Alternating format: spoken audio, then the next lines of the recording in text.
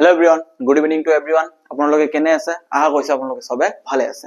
ইতিমধ্যে আমি বহুতখিনি সমাধান কৰিলো, বহুতখিনি সমস্যা সমাধান কৰিলো, বহুতখিনি টপিকৰ ওপৰত আমি বুজিও পালো, ঠিক আছে? আৰু ইতিমধ্যে পৰীক্ষা আহি গৈছে, বেছি দিন আৰু আমাৰ হাতত সময় নাই। মই মক পেপাৰ ফ্ৰী দিছো, বহুতে মক পেপাৰ লৈছে, মোক কন্টাক্ট কৰিছে যে মক পেপাৰ লাগে, বহুতে লোৱা নাই, যি লোৱা নাই তেখেতে জলদি লৈ লব মক পেপাৰ খিনি, ঠিক আছে? এতিয়া মই কোৱা মতে মই কি কৈছিলো 15 তাৰিখে যেটো মক পেপাৰ দিয়া হ'ব, ফাৰ্স্ট মক পেপাৰ যেটো হ'ব, তাৰ সলিউশন আমি কিমান তাৰিখে দিম? 16 তাৰিখে দিম। আজি 16 তাৰিখ, তো আজি আমি এইটো সলিউশন আজি আমি দিম,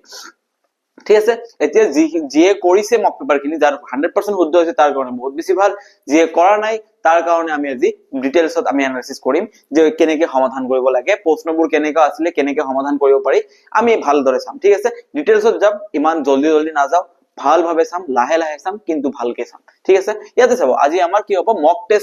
test analysis solution, analysis and solution, ঠিক আছে? এটো আমাৰ মক পেপাৰ 1 টু যেটো আছে, যেটো সেট এ আছিলে, হেতু সলিউশন আজি আমি কৰিব গৈ আছো। আৰু এনেকা প্ৰশ্ন আসাম টেট পৰীক্ষাৰ কাৰণে বহুত বেছি ইম্পৰ্টেন্ট হ'ব গৈ আছে, ঠিক আছে? এতিয়া আপোনালোকে চাব, ইয়াতে কি আছে, ইয়াতে চাওক এটা বস্তু আমি আজি সমাধান কৰিম। কি আছে ইয়াতে? দুটা সংখ্যাৰ অনুপাত, ৰেশিও কিমান দি আছে? 4:9, ঠিক আছে? আৰু ইহতৰ HCF কিমান দি আছে? 11। তেনেহলে কৈছে তেখেতৰ LCM কিমান হ'ব? আপোনালোকে কক তেখেতৰ LCM কিমান হ'ব, ঠিক আছে? এনেকা ধৰণৰ প্ৰশ্ন মই কৈ আছো, অলপমান আগত বুজাম, নেক্সট প্ৰশ্নটো আমি ডাইৰেক্ট কৈ দিম, ঠিক আছে? ইয়াতে আপোনালোকে চাব, ঠিক আছে? আপোনাক দিয়া আছে দুটা প্ৰশ্ন, অংক দিয়া আছে, ধৰি লওক 4 আৰু 12 দিয়া আছে, ঠিক আছে? এতিয়া আপোনাক খুদিছে 4 আৰু 12 ৰ HCF টো কিমান? এতিয়া আপুনি কি ক'ব? 4 আৰু 12 ৰ HCF কিমান হ'ব? আপুনি নিশ্চয় গম পাইছে 4 আৰু 12 ৰ HCF কিমান হৈ যাব? 3, কাৰণ 3 ৰে আমি 4 হৰণ কৰিব পাৰো, সরি 4 হৈ যাব, 3 মই কি কৈছো 4 হৈ যাব, 4 ৰে আমি 4 হৰণ কৰিব, 4 ৰে আমি 12 হৰণ কৰিব, তেনেহলে ইহতৰ HCF কিমান হৈ যাব? 4। আৰু HCF টো কি? Highest factor, highest common factor, ঠিক আছে? হাইয়েস্ট ফ্যাক্টৰ মানে কি হৈছে? এতিয়া যদি মই 4 আৰু 12 ৰ অনুপাত লও বা 4/12 মই লিখি দিও, তেনেহলে আমি যে 4 আৰু 12 ক কাটিব পাৰিম, হেতু কিমানেৰে কাটিব পাৰিম? ইহতৰ HCF ৰে কাটিব পাৰিম, কিয় না এটো হাইয়েস্ট, তাৰ পিছত আৰু আমি কাটিব নোৱাৰিম। এতিয়া মই যে এক কাটি দিছো, 4 ৰে কাটিছো, 4 1 গুণ 4, এক 4 ৰে কাটিছো, 4 3 গুণ 12, তেনেহলে কি হ'ব? এটো 1:3। আপোনালোকে গম পাইছে? তেনেহলে যেটো অনুপাত দিয়া থাকে, সেই অনুপাতটো যদি আমি সংখ্যাটো উলিয়াব বিচাৰো, তেনেহলে আমাৰ এটা বস্তু আমাক মাইন্ড ফোকাস ৰাখিব লাগিব। কি ফোকাস ৰাখিব লাগিব? যে এই সংখ্যা দুটাক যে কাটাকাটি কৰা হৈছে, 4:9 পাইছো, ইয়াক আমি আৰু কাটিব পাৰি আছো নেকি? পাৰা নাই। তেনেহলে এই সংখ্যা দুটাৰ HCF যি আছিল হেইটো দিয়ে ইহতক কাটা হৈছে, তাৰ মানে এই সংখ্যা দুটাৰ লগত যদি আমি এতিয়া পূৰণ কৰি দিও, সেই ইহতৰ HCF টো যদি পূৰণ কৰি, তেনেহলে আমি আসল সংখ্যাটো পাই যাম। আপোনালোকে বুজি পাইছে? আপোনালোকে, মই আশা কৰিছো আপোনালোকে কথাটো ধৰিব পাইছে। এতিয়া কথাটো হল, আপোনালোকে ইয়াতে চাব 4 আৰু 9, ইহতৰ HCF কিমান? 11। তেনেহলে সংখ্যা দুটা যদি আমাক খুদে, আমি জানো ইহতক ম্যাক্সিমাম কিমানেৰে কাটিছে? 11 ৰে কাটিছে, কাৰণ 11 হল ইহতৰ HCF। তেনেহলে আমি ইয়াতে কি কৰিম? 4 * 11 44, এটা সংখ্যা হৈ যাব 44, আৰু ইয়াতে আছে 9 * 11, এটা সংখ্যা হৈ যাব 99। কিন্তু আমাক ইয়া খুদিছে যে ইহতৰ LCM টো কিমান? LCM খুদিছে ভাই, LCM কি কৰিম? এতিয়া আমি LCM উলাবলৈ ইয়াতে আমি সময় নষ্ট কৰিম নেকি? ইয়াতে আমি LCM উলাব গলে আমাৰ এতিয়া সময় নষ্ট হ'ব, আমি ডাইৰেক্ট কৰিম। যেতিয়া আপোনাক এনেকা ধৰণৰ প্ৰশ্ন, যেতিয়া অনুপাত দিয়া থাকিব আৰু HCF দিয়া থাকিব, তেনেহলে এটা বস্তু আপোনালোকে ডাইৰেক্ট অনুপাতখিনি পূৰণ কৰি দিব। 4 * 9 into HCF, 4 আৰু 9 ৰ HCF equals to LCM। शेष फिनिश, बस हो गया, काम खत्म, इतना था कि था सफर। अभी याते চাই লবা, ঠিক আছে? 4 * 9 into HCF equals to LCM, 4 আৰু 9 ৰ HCF। প্ৰশ্ন মতে 4 দিয়া আছে, অনুপাত দিয়া আছে 4:9, তেনেহলে আমি 4 আৰু 9 পূৰণ কৰিলো, 4 আৰু 9, HCF কিমান দিয়া আছে? 4 * 9 into HCF দিয়া আছে 11। এতিয়া এই তিনিটা পূৰণ কৰিলে কিমান হ'ব? আমি ইয়াতে চাব পাৰি আছো, 4 * 9 কিমান হ'ব? 36, 36 * 11 কিমান হ'ব? 6, 6 আৰু 3 যোগ কৰিলে 9, আৰু লাষ্টত 3 আছে, 396। তেনেহলে ইহতৰ LCM টো কিমান হৈ যাব? 396। Option number A is the correct answer। এনেকা ধৰণৰ প্ৰশ্ন দিয়া থাকিলে আপোনালোকে ডাইৰেক্ট অনুপাত দুটা পূৰণ কৰিব, লগতে আপোনাৰ HCF পূৰণ কৰি দিব, লগে লগে আপোনালোকৰ কি হৈ যাব? LCM টো আহি যাব। বুজি পাইছে আপোনালোকে? মই কেইদৰে কৈছো। নেক্সট প্ৰশ্নটো আমি চাও, এই টেকনিক ইউজ কৰি আমি নেক্সট প্ৰশ্নটো 1 সেকেন্ডৰ ভিতৰত সমাধান কৰি দিম। ইয়াতে আপোনালোকক কি দিছে? তিনটা বস্তু দিয়া আছে। কি দিছে? অনুপাত দিয়া আছে 3:5:7, একে নিয়ম ভাই, ঠিক আছে? ইয়াতে এবাৰ LCM টো দিছে, কিন্তু HCF টো দিয়া নাই, কৈছে এবাৰ HCF টো উলিয়াই দিয়া। আমি নোৱাৰিম নেকি? আমি কেলে নোৱাৰিম? আমি পাৰিম। আমি জানো অনুপাত দিয়া থাকিলে সেই সংখ্যাকেইটা আমি পূৰণ কৰিম, পূৰণ কৰাৰ পিছত আমি সংখ্যাকেইটা পূৰণ কৰাৰ পিছত ইহতৰ HCF ও ইহতৰ লগত পূৰণ কৰিম। ইহতৰ HCF যেটো পাইছো আমি, HCF যেটো পাম আমি, হেতু পূৰণ কৰিলে কিমান হৈ যাব? LCM ৰ সমান হৈ যাব, ঠিক আছে? এতিয়া আমাক HCF দিয়া নাই, LCM দিয়া আছে। 3 * 5 কিমান হ'ব? 15, 15 পূৰণ 7 কৰিলে কিমান হ'ব 105 তেনেহলে HCF এইফালে থাকিব পূৰণ 105 equals to LCM আমাক কিমান দিয়া আছে LCM দিয়া আছে 840 আমি এইফালে 840 লিখিছো 105 এইফালে পূৰণ হৈ আছে এইফালে গলে কি হৈ যাব হৰণ HCF equals to 840 divided by 105 105 দিয়ে আমি 840 কাটি দিলে কিমান হ'ব 8 তাৰ মানে HCF আমাৰ কিমান হৈ গল option number D is the correct answer 8 কিমান সময় লাগিল বেছি সময় লাগা নাই জাস্ট আপোনালোকৰ কনসেপ্টৰ দৰকাৰ আৰু ট্ৰিক দৰকাৰ আপোনালোকে এতিয়া কিছুমানে কি কৰিব ইয়াতে সংখ্যাটো ধৰি লব 3x তাৰ পিছত ধৰি লব 5x তাৰ পিছত ধৰি লব 7x তাৰ পিছত অংক কেইটা HCF ওলাব যাব LCM ওলাব যাব তাৰ পিছত x ৰ ভ্যালু ওলাব তাৰ পিছত যে ক'ব আমাৰ HCF ইমান আহিছে পৰীক্ষাত ইমান সময় নাথাকে বুজি পাইছে আপোনালোকে কি টেকনিক ইউজ কৰিলো মই এনেকা ধৰণৰ শৰ্ট ট্ৰিক আপোনালোকে পৰীক্ষাত ব্যৱহাৰ কৰিব নেক্সট প্ৰশ্নলৈ আমি জপিয়াই যাও আমাৰ নেক্সট প্ৰশ্ন ইয়াতে কি আছে নেক্সট প্ৰশ্নলৈ আমি জপিয়াই গলে ইয়াতে আমি দেখা পাম যে এক এটো অৰ্ধবৃত্ত হ'ব ঠিক আছে এটা অৰ্ধবৃত্ত এটা বৃত্ত এনেকা হয় অৰ্ধবৃত্ত দেখিবলৈ কেনেকা হয় এনেকা হয় ঠিক আছে অৰ্ধবৃত্তৰ পৰিধি হৈছে আচ্ছা সেমি সাৰ্কেল পৰিধি কেতিয়াও বর্গ স্কয়ার সেন্টিমিটার নহয় এটো ভুল আছে আপোনালোকে এটো অনলি সেন্টিমিটার হ'ব ঠিক আছে পৰিধি পৰিসীমা কেতিয়াও বর্গ সেন্টিমিটার নহয় এটো আপোনালোকে বাই মিস্টেক টাইপিং মিস্টেক হৈছে এটো আপোনালোকে ইগনোর মাৰি দিয়ক দেন ইটস তেন্তে ইয়াৰ কালি কিমান হ'ব তেন্তে বৃত্তটোৰ কালি হৈছে বৃত্তটোৰ কালি সুধিছে ঠিক আছে বৃত্তটোৰ then its area তেনেহলে অৰ্ধবৃত্তটোৰ কালি কিমান হ'ব অৰ্ধবৃত্তৰ কালি সুধিছে আমি ইয়াতে কি কৰিম আমি প্ৰথমে চাম অৰ্ধবৃত্তৰ পৰিসীমা আমি জানো বৃত্তৰ পৰিসীমা 2 পাই r গোটেইখিনি কিমান আমাৰ 2 পাই r তেনে অৰ্ধ কিমান হৈ ইয়াৰ আধা আধা মানে কি 2 পাই r ক আধা কৰিলে আমি 2 এৰে হৰণ কৰিম 2 আৰু 2 কাটি দিলে কিমান থাকিব পাই r লগতে আপুনি ইয়াতে এটা বস্তু মন কৰিব আমি এইখিনিহে পালো ইয়াৰ আধা মানে কি এইখিনি পালো কিন্তু ইয়াতে এটা আৰু এটা ৰেখা আছে এইখিনি আমাক ধৰিব লাগিব এইখিনি কিমান হ'ব আমি জানো এইখিনি আমাৰ r বুলি জানো আমি ব্যাসাৰ্ধ আৰু গোটেইখিনি মানে ডাবল r মানে 2r ব্যাস যেটো আমি জানো তেনেহলে পৰিসীমা কিমান হৈ যাব r পাই r 2r ঠিক আছে অৰ্ধবৃত্তৰ পৰিসীমা পাই r 2r এটা কথা মন কৰিব দ্বিতীয় কথাটো হল আপোনালোকে ইয়াত চাব দ্বিতীয় কথাটো মই ইয়াতে কি ক'ব গৈ আছো দ্বিতীয় কথাটো আপোনালোকে ইয়াত চাব আৰু এইটোৰ মান কিমান দিয়া আছে মোক এইটোৰ মান দিয়া আছে মোক 36 সেন্টিমিটাৰ ঠিক আছে এতিয়া আমি কি কৰিব লাগিব ইয়াৰ পৰা r ৰ মানটো উলাব লাগিব ঠিক আছে r যদি মই দুও ফালৰ পৰা কমন লও r যদি মই দুও ফালৰ পৰা কমন লৈ লও তেনেহলে আমাৰ মানটো কি আহিব ইয়াতে আপোনালোকে চাব r যদি মই কমন লও ইয়াতে থাকিব 2 + পাই এইফালে থাকিব আৰু এইফালে থাকিব 36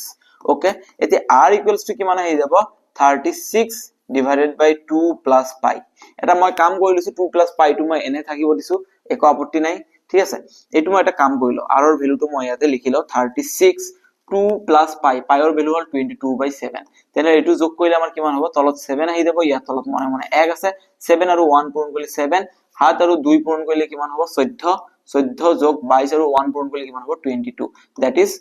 636/7 তেনেহলে এটো ইয়াতে কিমান আহিব 2 + পাইৰ মান কিমান আহিব 36/7 36 আৰু 36 ক্যান্সেল যাব 7 টো ওপৰত যাব তাৰ মানে r ৰ মান কিমান পালো আমি 7 সেন্টিমিটাৰ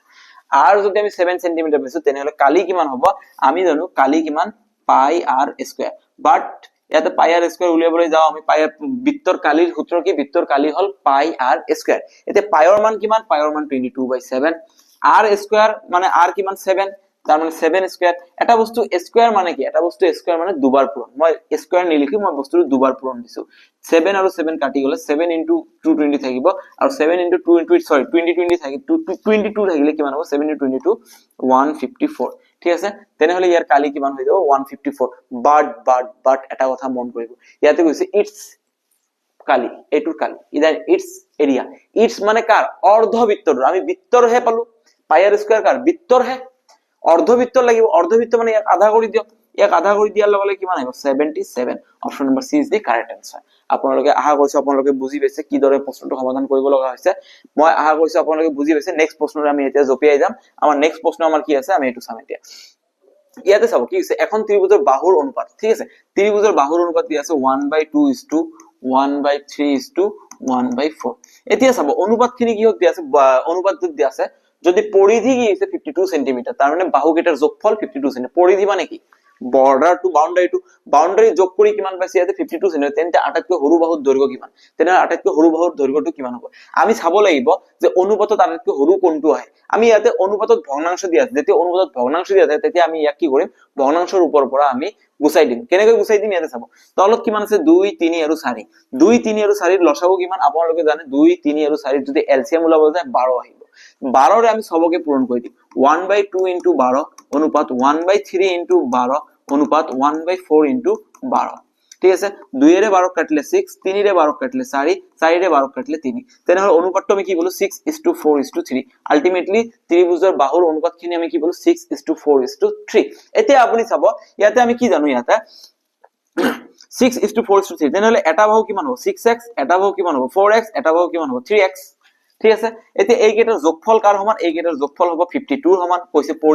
পৰিধি মানে আমি জানো এইটোৱে যে বাউণ্ডাৰী টু বৰ্ডাৰটো কিমান হয় একচুয়ালি বৰ্ডাৰটো কিমান তো বৰ্ডাৰ আমি উলিয়াবলৈ আমি কি কৰিম প্ৰতিটো সাইড মাপি যোগ কৰি দিম তেনে তিনিটা বাহুৰ যোগফল কিমান আছে 52 এতিয়া 6 + 4 10 10 + 3 কিমান হ'ব 13x 13x = 52 তেনেহলে x = কিমান হ'ব 52/13 13 দি আমি যেতিয়া 52 কাটিম 4 হ'ব তাৰ মানে x ৰ মান আমি কিমান পালো 4 পালো এতিয়া আমাৰ কি আছিল ইয়াতে আপোনালোকে চাব সৰু বাহু কোনটো আপুনি ইয়াতে মন কৰকচোন সৰু কোনটো আছে যাৰ মান কম আছে হিয়ে সৰু বাহু হ'ব 643 তেনেহলে 3 টো হ'ব আটাইতকৈ সৰু তেনেহলে সৰু বাহুটো কিমান 3x তেনেহলে 3 * x ৰ মান 4 3 * 4 কৰিলে কিমান হ'ব 12 তেনেহলে আটাইতকৈ সৰু বাহুটোৰ দিক কিমান হ'ব 12 centimetre option number D is the correct answer কিমান ধুনীয়া এটা প্ৰশ্ন আৰু কেনেকৈ সমাধান কৰি দিলো আমি জাস্ট আমি একো ট্ৰিক ইউজ কৰা নাই সাধাৰণ নিয়মত গৈছো আৰু সাধাৰণ নিয়মত আমি অংকটো সমাধান কৰি দিলো নেক্সট প্ৰশ্নলৈ আমি এতিয়া জপিয়াই যাম আমাৰ নেক্সট প্ৰশ্ন ইয়াতে কি আছে আপোনালোকে নিশ্চয় ইয়ালে ভালদৰে মন কৰিব কি কৈছে if the length of the rectangle is increase ঠিক আছে ইয়াতে আয়তন নহব ইয়াতে আয়ত হ'ব আয়তৰ দৈৰ্ঘ্য এটা আয়তৰ দৈৰ্ঘ্য 40% ইনক্ৰিজ কৰা হৈছে আৰু প্ৰস্থ 20% হ্ৰাস কৰা হৈছে তেন্তে আয়তৰ কালি ঠিক আছে মই এনেকা ধৰণৰ প্ৰশ্ন কৈছিলো যদি আপোনালোকৰ এনেকা ধৰণৰ প্ৰশ্ন আহে যে দৈৰ্ঘ্য ইনক্ৰিজ কৰা হৈছে কিন্তু প্ৰস্থ ডিক্ৰিজ কৰা হৈছে ইনক্ৰিজ এন্ড ডিক্ৰিজ এনেকা ধৰণৰ প্ৰশ্ন যদি আপোনালোকে পায় তেনেহলে আপোনালোকে এটা সূত্ৰ ব্যৱহাৰ কৰিব তিনটা সূত্ৰ মই দিছিলো বৃদ্ধি আৰু হ্ৰাসৰ সূত্ৰ মই দিছিলো তিনটা সূত্ৰ মই দিছিলো যদি দুটা ক্ষেত্ৰতে বৃদ্ধি হয় তেনেহলে a + b + ab/100 আপোনালোকৰ কৰিব একো দৰকাৰ নাই ঠিক আছে তাৰ পিছত ইয়াতে চাব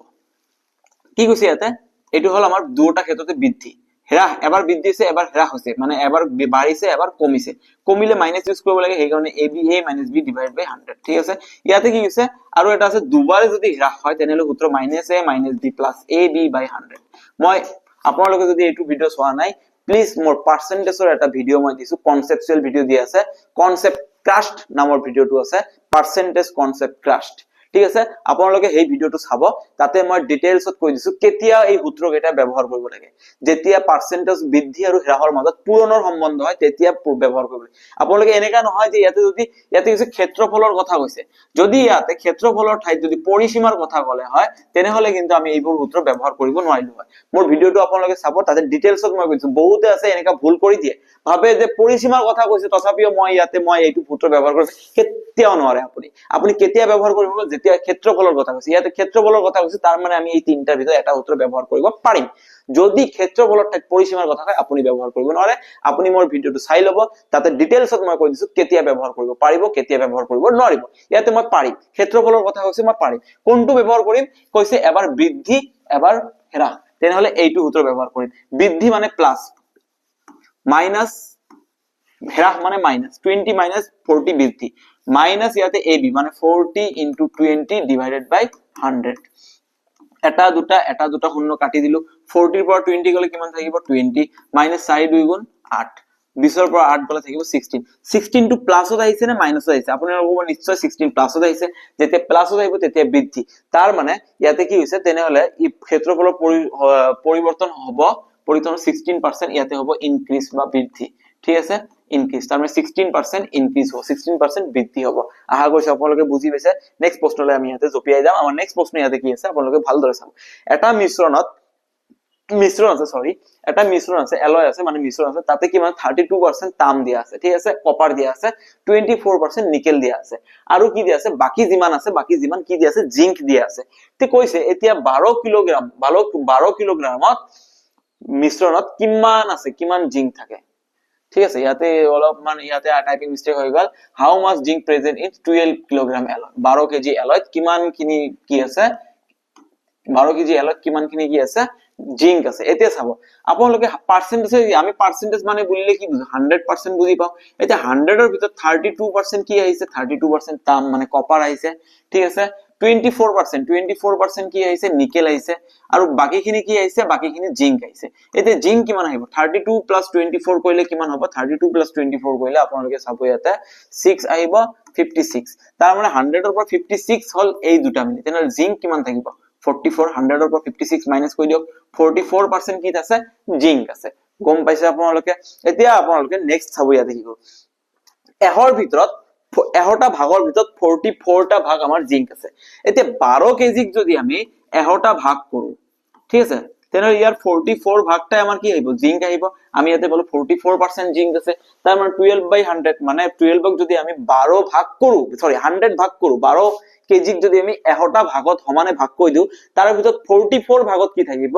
আপোনালোকৰ জিংক থাকিব এতিয়া আমি কেনেকৈ উলাম ইয়াতে কাটাকাটি কৰিম ইয়াতে 2 এৰে কাটিলে 50 ইয়াতে 2 এৰে কাটিলে 22 আকৌ 2 এৰে কাটিলে কিমান হ'ব 11 ইয়াক 2 এৰে কাটিলে কিমান হ'ব 25 ঠিক আছে এতিয়া আপোনালোকে চাও 12 * 11 কিমান হৈ যাব 12 * 11 আমি গম পাও 12 * 11 হৈ যাব আমাৰ 132 ঠিক আছে 132/25 ঠিক আছে এতিয়া আমাৰ আনসাৰটো কিমান আহিব ঠিক আছে 132 ক যেতিয়া আমি 25 ৰে হৰণ কৰিম তেতিয়া আমাৰ কিমান আহিব 25 * 5 132 ক যদি আমি 25 ৰে হৰণ কৰো 25 5 গুণ 125 125 হলে ইয়াতে কিমান থাকিব 7 তাৰ মানে 5 পইণ্ট সামথিং আহিব কেজি আহিব কিহত আহিব কেজি আমি এইটো কৰিব দৰকাৰ নাই ইয়াতে 6 কেজি আছে নহব এইবোৰ গ্ৰামত আছে নহব 5 কেজি হ'ব আমাৰ আনসাৰ 5.28 কেজি আপোনালোকে গম পাইছে কেনেকৈ কৰিব লাগে এই ধৰণে আমাদেৰ প্ৰবলেমটো সমাধান কৰিব লাগিব ঠিক আছে তাৰ মানে 12 কেজি মিশ্ৰণত কিমান কেজি জিংক আছিল 5.28 কেজি জিংক আছিল নেক্সট প্ৰশ্নলৈ আমি ইয়াতে জপিয়াই যাও আমাৰ নেক্সট প্ৰশ্ন ইয়াতে কি আছে 27টা সংখ্যাৰ গড় যদি 60 হয় যদি এক সংখ্যা 28 ৰ পৰা 82 লৈ সলনি কৰা হয় তেন্তে নতুন গড় হ'ব কি কৈছে ইয়াতে ডাইৰেক্ট ট্ৰিক আমি ইউজ কৰিম একো কৰিব দৰকাৰ নাই আপোনালোকে জাস্ট ইয়াতে চাব কি কৈছে 27টা সংখ্যাৰ গড় কিমান বুলি কৈছে 60 সংখ্যা 27টা আছে এতিয়া কি কৰা হৈছে এটা নাম্বাৰ ইহতৰ ভিতৰত 27টা নাম্বাৰৰ ভিতৰত এটা নাম্বাৰ আছিল 28 ইয়াক চেঞ্জ কৰি কিমান লিখিছে 82 নাম্বাৰ কিমান আছে 27 ইনক্ৰিজ কিমান কৰিলে কিমান ইনক্ৰিজ কৰিলে 82 ৰ পৰা 28 মাইনাস কৰি দিলে কাৰণ 28 ক ওলটাকে 82 লিখিছে তাৰ মানে বাঢ়িছে নে বাঢ়া নাই বাঢ়িছে 82 ৰ পৰা 28 মাইনাস কৰিলে কিমান থাকিব ইয়াতে থাকিব 4 7 ৰ পৰা 54 তাৰ মানে 54 টা মান বাঢ়ি গল কিমানৰ ভিতৰত 27 ৰ ভিতৰত 27 টা আছিল এতিয়া 54 আকৌ ইনক্ৰিজ কৰি দিয়ে এতিয়া 54 ৰ আমি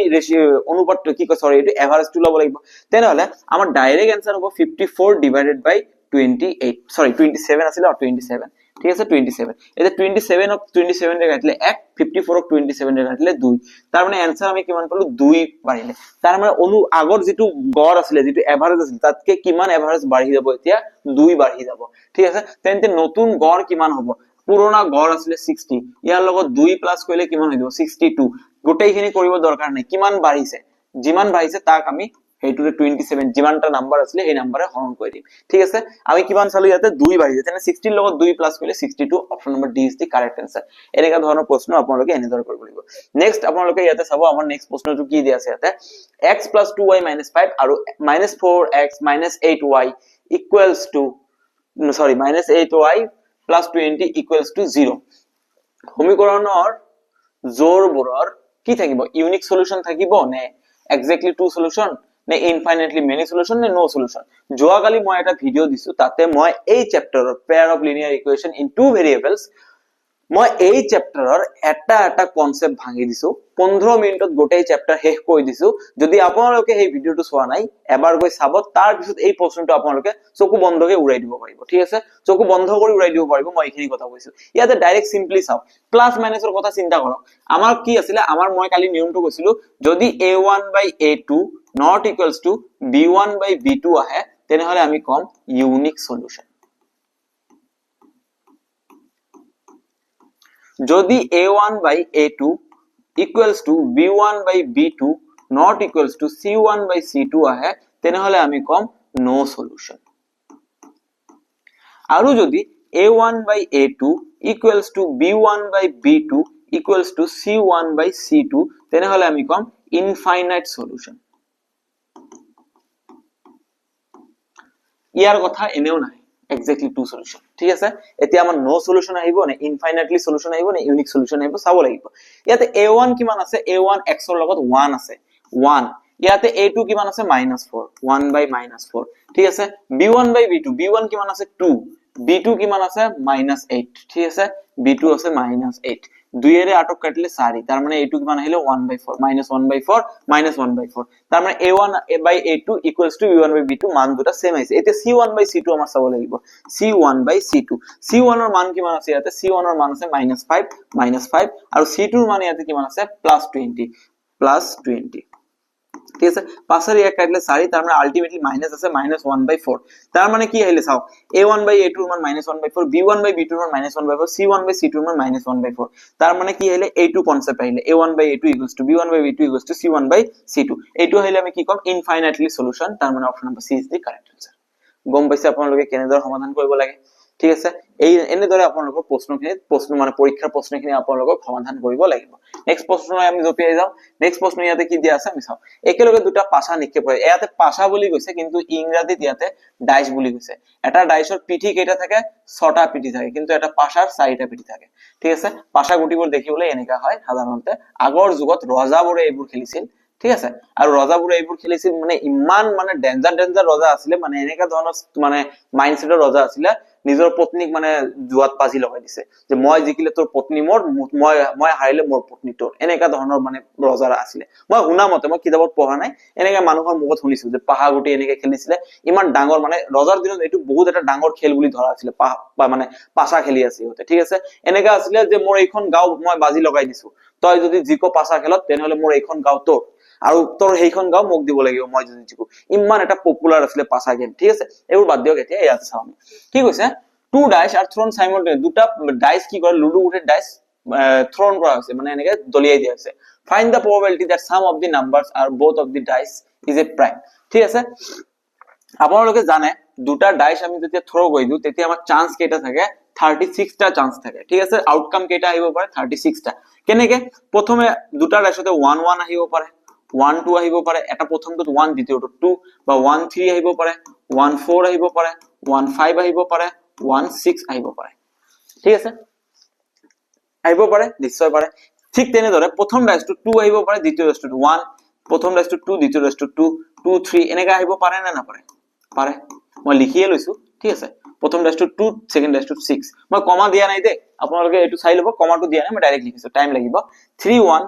নেক্সট টু আহিব 3 2 তারপর প্রথমটো 3 দ্বিতীয়টো 3 তারপর প্রথমটো 3 দ্বিতীয়টো 4 এনেকা আহিব পাৰে 3 5 3 6 ঠিক আছে ঠিক তেনেদৰে আৰু ইয়াতে কিমান আহিব পাৰে 4 1 4 2 4 3 4 4 4 5 4 6 তেনেদৰে 5 1 5 2 5 3 5 4 5 5 5 6 তেনেদৰে আকৌ আহিব পাৰে 6 1 6 2 6 3 প্ৰথম ডাইসত 6 দ্বিতীয় ডাইসত 3 প্ৰথম ডাইসত 6 দ্বিতীয় ডাইসত 4 প্ৰথম ডাইসত 6 দ্বিতীয় ডাইসত 5 প্ৰথম ডাইসত 6 দ্বিতীয় ডাইসত 6 এই এনেকা আহিব টোটাল কেইটা আউটকাম আছে 36 টা তেনেহলে আমি যেতিয়া আমি সম্ভাৱিত ওলাব যাম তেতিয়া আমাৰ টোটাল আউটকামটো তলত লিখিব লাগে এক নম্বৰ কথা দ্বিতীয় কথাটো এতিয়া আপোনালোকে ইয়াতে চাব যোগফল মৌলিক সংখ্যা পোৱা এতিয়া যি দুটা নম্বৰ আমি পাম সেই দুটা মৌলিক সংখ্যা হোৱাৰ সম্ভাৱিতা ঠিক আছে ইয়াতে চাব 1 আৰু 1 প্লাস কৰিলে 2 আহে 2 এটা মৌলিক সংখ্যা আমি যিবোৰ আমি মৌলিক সংখ্যা পাম সেইবোৰ আমি কাটি দিম ঠিক আছে আপোনালোকে চাব এটো এটা পালো মৌলিক সংখ্যা 1 আৰু 2 প্লাস কৰিলে 3 এটো এটা মৌলিক সংখ্যা 1 আৰু 3 প্লাস কৰিলে কিমান 4 নহব 1 আৰু 4 প্লাস কৰিলে 5 এটো এটা মৌলিক সংখ্যা 1 আৰু 5 প্লাস কৰিলে 6 এটো এটা মৌলিক সংখ্যা নহব 1 প্লাস 6 কৰিলে 7 এটো এটা মৌলিক সংখ্যা এটো এটা পাম এনেকে 2 2 নহব 2 3 হ'ব 2 4 নহব 2 5 হ'ব 2 6 নহব 3 1 নহব সরি 3 1 নহব 3 + 1 = 4 এটো নহব 3 + 2 5 এটো হ'ব 3 + 3 নহব 3 + 4 7 হ'ব 3 + 5 8 নহব 3 + 6 9 নহব 4 + 1 5 এটো হ'ব 4 + 2 6 নহব 4 + 3 7 হ'ব 4 8 হ'ব 8 9 হ'ব 4 + 6 10 নহব এটো 5 1 6 + 5 और 1 प्लस प्लस 6 হবে, 2 নহব, 5 2 প্লাস করলে 7 এইটো হ'ব, 5 3 8 হ'ব, 5 4 9 হ'ব, 5 5 10 হ'ব, 5 6 11 হ'ব, এইটো এটা মৌলিক সংখ্যা পালো। ঠিক 6 1 প্লাস করলে 7 এইটো এটা হ'ব, 6 2 নহব, 6 3 ও নহব, 6 4 নহব, 6 5 11 এইটো হ'ব, বাকি নহব। তেনেহলে আমি এনেকা কেইটা পালো, আমি এনেকা পালো এটা দুটা তিনিটা চাৰিটা পাঁচটা ছয়টা 7 8 9 10 11 12 13 14 15 15 by 36 এতিয়া যদি মই ইয়াক 3 ৰে কাটি দিও 5 ইয়াক 3 ৰে কাটিলে 12 তেনেহলে আলটিমেটলি আমাৰ ৰিজাল্টটো কিমান হ'ল 5 by 12 option number B is the correct answer ঠিক আছে সময়টো কিয় বেছি লাগিল জাস্ট মই এখিনি লিখিলো এই কাৰণে সময়টো বেছি লাগিল কিন্তু আপোনালোকে মই আশা কৰিছো আপোনালোকে বুজি পাইছে বস্তুটো ঠিক আছে নেক্সট প্ৰশ্নলৈ আমি ইয়াতে জপিয়াই যাম আমাৰ নেক্সট প্ৰশ্নটো কি আছে ইয়াতে দি আছে ত্ৰিকোণমিতিৰ ওপৰত আপোনালোকে এবাৰ হাজু থাকক ত্ৰিকোণমিতিৰ ওপৰত প্ৰশ্ন থাকিব ঠিক আছে ইয়াতে চাওক কেনেদৰে কৈছে কথাটো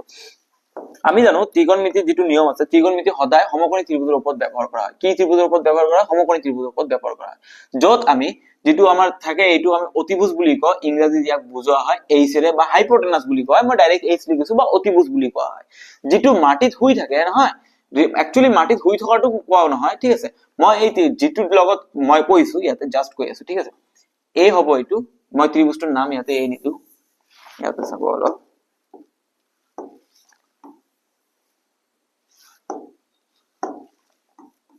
ইয়াতে চাব মই এটো a বুলি কৈছো এটো b বুলি কৈছো এটো c বুলি কৈছো এতিয়া আমি জানো cos θ = কি হয় আমাৰ b by h b কোনটো হয় থিটাৰ লগত যেটো এংগেল থাকে হেইটোক আমি বেস বুলি ধৰি লব লাগে ঠিক আছে ইয়াতে কি কৈছে এংগেল a এৰ কথা কৈছে cos a = 4/5 এংগেল a টোৰ কথা কৈছে এংগেল a কোনটো এইটো a টো লগত তেনেহলে এইটো লগত থকাটো কি হৈ যাব বেস আৰু এৰ অপোজিট cos থিটাৰ অপোজিট যি থাকিব হে কি হেতু আমাৰ পাৰপেন্ডিকুলাৰ মনত ৰাখিব cos থিটা যেটো ধৰা হ'ব থিটাৰ লগত যেটো এংগেল থাকিব তাক আমি ভূমি বুলি ধৰিম আৰু থিটাৰ অপোজিট যেটো এংগেল থাকিব তাক আমি লম্ব বুলি ধৰিম ইয়াতে চাওকচোন cos a কথা কৈছে a এইটো বিন্দু তেনেহলে এর লগত কোনটো বাহু আছে এইটো বাহু এইটো আমি ভূমি বুলি ধৰিছো ইয়াৰ অপোজিট কোনটো আছে এইটো বাহু এইটো আমি p বুলি ধৰিছো ঠিক আছে এতিয়া cos থিটা মানে b by h লিখো আমি তেনেহলে ইয়াতে cos a বুলি কৈছে cos a এর মান কিমান কৈছে 4/5 তেনেহলে 4 কি হৈ গল b আৰু h কিমান হৈ গল 5 তাৰ মানে b এইটো বাহু আমি 4 পালো এইটো বাহু আমি 5 পালো আপোনালোকে ত্ৰিভুজৰ ট্ৰিপলেট যদি আপোনালোকৰ মনত নাই আপোনালোকে ট্ৰিপলেট মনত ৰাখিব মই ইয়াতে সলভ কৰি নিদিও ট্ৰিপলেট মনত ৰাখিব 2 নহয় 3 4 5 যদি বাহু কেইটাৰ মাপ দিয়া থাকে 3 4 5 হ'ব যদি 4 দিয়া থাকে আৰু 5 দিয়া থাকে তেনেহলে আনটো বাহুৰ মান 3 হৈ যাব লগে লগে ঠিক আছে কিন্তু 5 টো হ'ব লাগিব অতিভুজ আৰু 4 আৰু 3 আছে তেনেহলে ইয়াতে 4 দিয়া আছে অতিভুজ 5 এ দিয়া আছে তেনেহলে আনটো বাহু কিমান হৈ যাব যদি এনেকা থাকিলে 3 আৰু 5 দিয়া থাকিলে 5 অতিভুজ 3 জি গুণাটা হ'ব তেনেহলে আনটো বাহু কিমান হৈ যাব 4 তেনেহলে ইয়াতে 4 দিয়া আছে 5 দিয়া আছে তেনেহলে আনটো বাহু কিমান হৈ গল 3 এতে 3 পাই গলো এতিয়া আমাক কি হৈছে 10a 10 এর সূত্র আপোনালোকে জানে না নাজানে যদি জানে তেনেহলে কি হ'ব 10a = p by b perpendicular by base ইয়াতে পারপেন্ডিকুলার প্রমাণ হলো আমি 3 আৰু বেস কিমান পাইছো আমি 4 তেনে 3/4 option number a is the correct answer 10 থিটা 10a কিমান হৈ যাব 3/4 ইজি লাগিছে আহা কৈছে আপোনালোকে বুজি পাইছে নেক্সট প্ৰশ্নলৈ আমি জপিয়া যাও ইমান সময় এটা নষ্ট নকৰিম আমি ইয়াতে কিমান কৈছে চাব আপোনালোকে 2 cot এবাৰ cot কৈছে 2 cot a = 3 তেনেহলে cot a = কিমান হৈ যাব 3/2 ঠিক আছে এতিয়া আপোনালোকে ইয়াতে চাব এটা বস্তু ইয়াতে আপোনালোকে এটা বস্তু চাব এতিয়া ঠিক আছে সমকোণী ত্ৰিভুজৰ মই ধৰি লৈছো ঠিক আছে a মই ধৰি লৈছো এইটো বিন্দু a এইটো বিন্দু b এইটো বিন্দু c আৰু এইটো আমি জানো হাইপোটেনাস এতিয়া আমাৰ বেস কোনটো হৈ যাব ঠিক আছে আপোনালোকে এটা কথা মন ৰাখিব আমি জানো cot a cot থিটাৰ সূত্ৰ কি cot থিটা = কিমান হৈ যাব cot হল 10 ৰ ভাই 10 কৈছে p by b cot কব b by p ঠিক আছে b by p ঠিক আছে ভাই ভাই মিল না থাকিলে এনেকা হ'ব যেতিয়া আপোনালোকৰ ভাই ভাই মানে মিলা প্ৰীতি না থাকে তেনেকে তেতিয়া এনেকা হ'ব এটা ভাই এটা গো তাৰ বিপৰীত ভাই ওলটাটো কব তেনেকা 10 আৰু cot ক ভাই ভাই বুলি ধৰা হয় 10 এ কৈ আছে p by b perpendicular by base cot A তাতে উস্তাদি মাৰি কব না বেস বাই পাৰপেন্ডিকুলাৰ ঠিক আছে ম্যাথমেটিক্সত যি ৰুল হয় আমাৰ ঠিক আছে তেনে b by p cot থিটা = তেনেহলে ইয়াতে চাব cot a কিমান হৈ 3/a b তেনেহলে থিটাৰ লগত 3 কি আছে 3 আৰু ইয়াতে কিমান আছে p ঠিক আছে তেনেহলে আপুনি ইয়াতে চাব তেনেহলে এটো যদি আমাৰ থিটা হয় তেনেহলে এটো এংগেল যদি a হয় তেনেহলে ইয়াৰ লগত থকাটো আমাৰ কি হৈ যাব b এটো কিমান আছে 3 আৰু এটো বাহু কিমান হৈ যাব 2 তেনেহলে হাইপোটেনাস আমাৰ কিমান হৈ যাব আমি নাজানো আমি জানো নেকি হাইপোটেনাস কিমান হ'ব নাজানো মই ট্ৰিপলেটত কৈছিলো মান কেটা কি হলো 3 4 5 কিন্তু ইয়াত আছে 2 আৰু 3 তেনেহলে আমি হাইপোটেনাস উলাব পাৰিম নেকি আমাৰ লগত মিলিছে নেকি মিলা নাই হাইপোটেনাস উলাব লাগিব হাইপোটেনাসত আমি এতিয়া পাইথাগোৰাছৰ সূত্ৰ ব্যৱহাৰ কৰিম পাইথাগোৰাছৰ সূত্ৰ হল অতিভুজ স্কয়াৰ মানে h স্কয়াৰ ইকুৱেলছ টু ভূমি স্কয়াৰ মানে ভূমি কিমান আছে ভূমি আছে আমাৰ b square plus p square ভূমি মানে base square plus p square এতিয়া হাইপোটেনাস স্কয়াৰ h তো আমি নাজানো ভূমি কিমান আছে আমি ধৰি লৈছো 3 স্কয়াৰ প্লাস 2 স্কয়াৰ 3 স্কয়াৰ মানে 9 2 স্কয়াৰ মানে 4 প্লাস কৰিলে কিমান হ'ব 13 তেনেহলে h এইফালে থাকিব এইফালে কিমান হৈ যাব √13 কাৰণ স্কয়াৰ এইফালে গলে √over হৈ যাব h ৰ মান আমি পাই গলো এতিয়া আমাক কি উলাব দিছে আপোনালোকে ইয়াতে চাব 2 cos a minus sin a 2 cos a plus sin a ঠিক আছে ইয়াতে দিছে আমাক 2 cos a minus sin a divided by 2 cos a plus sin a আমাক এতিয়া এইটো মান উলাব দিছে আমি এতিয়া কেনেকৈ উলাম আপোনালোকে ইয়াতে নিশ্চয় ভালদৰে মন কৰি চাব ঠিক আছে ইয়াতে চাব আপোনালোকে মই কি কৰিছো ইয়াতে ঠিক আছে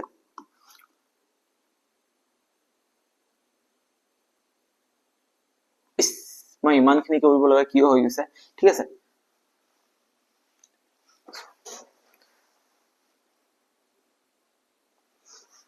নেক্সট আপোনালোকে ইয়াতে চাব আমাৰ নেক্সট প্ৰশ্নটো কি দিয়া আছে ইয়াতে ধুনিয়াকে প্ৰশ্ন এটা দিয়া আছে 2 cot a okay 2 cot a দিয়া আছে ইকুৱেলছ টু 3 2 cot a যদি 3 হয় তেনেহলে cot a কিমান হৈ যাব cot a 2 এফালে পূৰণ হৈছে এইফালে গলে কি হৈ যাব হৰণ 3/2 ওকে cot a পালো এতিয়া আপোনালোকে জানে cot a ইকুৱেলছ টু যদি b/p আৰু tan a ইকুৱেলছ টু কি হৈ যাব p/b মানে cot a এর ওলোটা এতিয়া cot a এর ওলোটা মানে কিমান হৈ যাব তেলে tan a কিমান হৈ যাব ইয়াৰ ওলোটা 2/3 এতিয়া আমি কি কৰিম সমাধান কৰিম ঠিক আছে ইয়াতে কেনেকৈ সমাধান কৰিম আমাক অংকটো কি দিয়া আছে 2 cos a minus sin a divided by 2 cos a plus sin a okay এতিয়া আমি কি কৰিম সবকে আমি cos a ৰে হৰণ কৰি দিম কিহেৰে হৰণ কৰিম cos a ঠিক আছে ইয়াক যদি আমি cos a ৰে হৰণ কৰো 2 cos a by cos a ইয়াক আমি কি কৰিম sin a by cos a ঠিক তলতো আমি কৰি দিম 2 cos a by cos a plus sin a by cos a এতে cos a cancel ইয়াতে কি থাকিব only 2 ইয়াতে sin a by cos a আমি জানো tan a equals to sin a by cos a ঠিক আছে tan a equals to sin a by cos a ইয়াতে কি হ'ব sin a by cos a কি লিখিব পাৰিম 2 minus tan a ঠিক তেনে ধৰে cos a cancel ইয়াতে থাকিব 2 plus tan a এটিৰ পৰা আমি কি লিখিব পাৰিম 2 minus tan এর মান আমি কিমান পালো সরি tan এর মান 2/3 পালো 2 minus 2/3 ইয়াতে থাকিব 2 plus 2/3 ঠিক আছে ইয়াতে এতিয়া কি কৰিম আমি 3 যদি আমি কমন লও ইয়াতে থাকিব 3 3 into 2 কিমান হ'ব 6 minus 2 ইয়াতে আমি যদি 3 লও তেনহলে ইয়াতে থাকিব 3 into 2 6 plus 2 3 আৰু 3 ক্যান্সেল 6 ৰ পৰা 3 2 গলে থাকিব 4 6 ৰ লগত 2 প্লাস কৰিলে থাকিব 8 4/8 কাটাকাটি কৰিলে 1/2 that is b is the correct answer তেনহলে আমি মানটো কিমান পালো 1/2 ঠিক আছে নেক্সট প্ৰশ্নলৈ আমি জপিয়াই যাও নেক্সট প্ৰশ্ন আমাৰ ইয়াতে কিছু ভিডিওটো এনে দীঘল হৈছে আমাৰ ইয়াতে চাব লাগিব এটা এপি মানে সমান্তৰ প্ৰগতি এটা সমান্তৰ প্ৰগতিৰ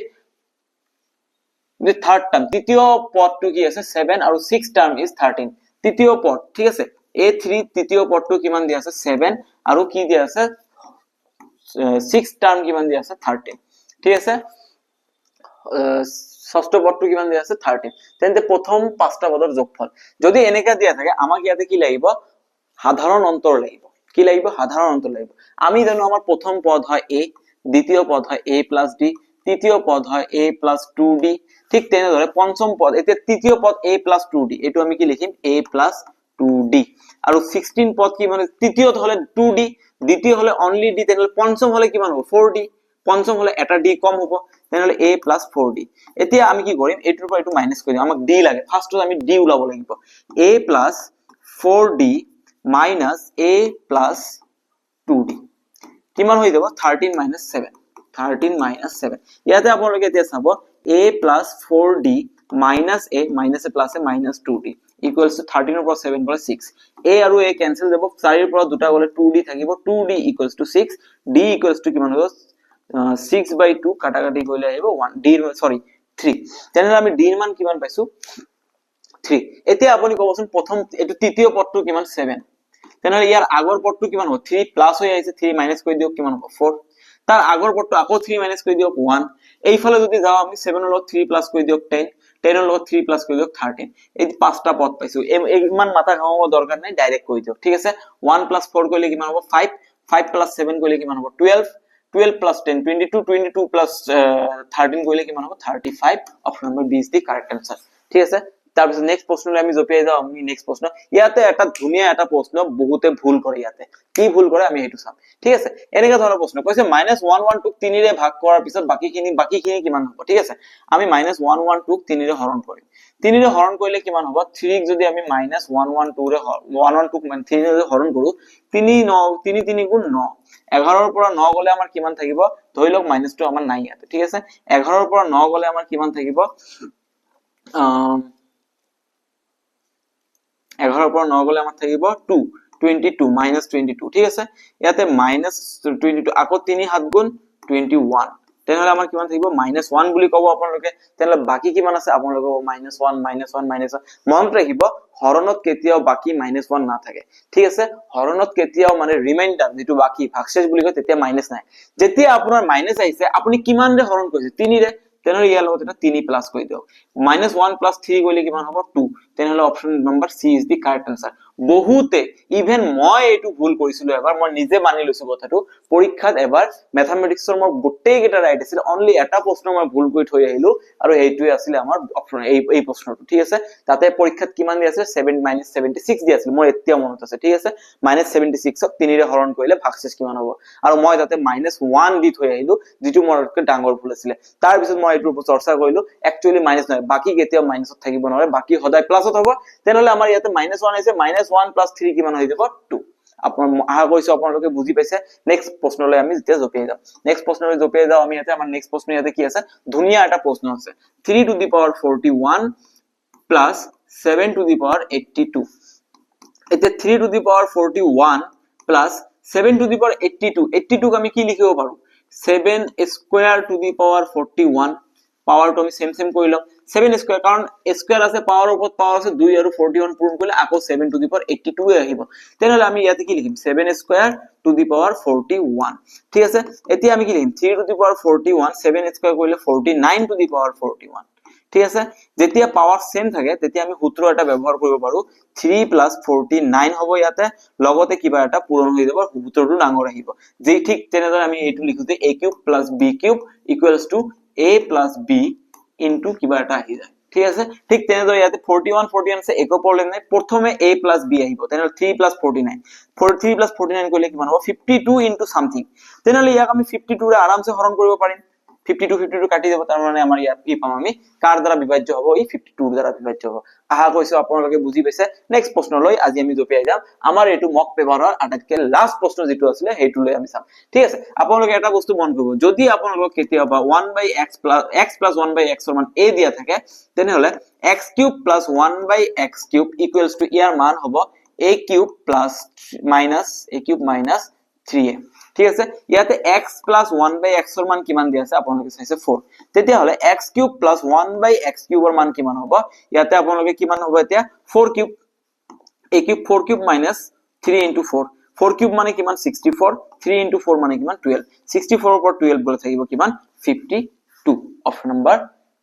A is the correct answer 52 তেনেহলে x³ + 1/x³ ৰ মান কিমান পালো আমি 52 আহা কৈছো আপোনালোকে বুজি পাইছে এইখিনি আছিল আমাৰ মক পেপাৰ 1 ৰ সলিউশন মই আপোনালোকক ভালদৰে বুজাত ট্ৰাই কৰিছো আপোনালোকে যদি বুজি পাইছে প্লিজ ভিডিওটো লাইক কৰি দিব লগতে নিজৰ ফ্ৰেণ্ডছৰ লগত শেয়াৰ কৰি দিব আৰু লগতে চেনেলটো আমাৰ সাবস্ক্ৰাইব কৰিবলৈ নেপাহৰিব লগতে কিবা যদি আপোনালোকৰ অসুবিধা হৈ থাকে কমেন্ট সেকশন নিশ্চয় জনাই দিব যে এনেকুৱা পাৰ্টিকুলাৰ টপিক এটা দিয়ক আমাক টপিক লাগে মই নিশ্চয় সেই টপিকৰ ওপৰত ভিডিও বনাবলৈ চেষ্টা কৰিম আজিৰ কাৰণে এইখিনিয়ে ধন্যবাদ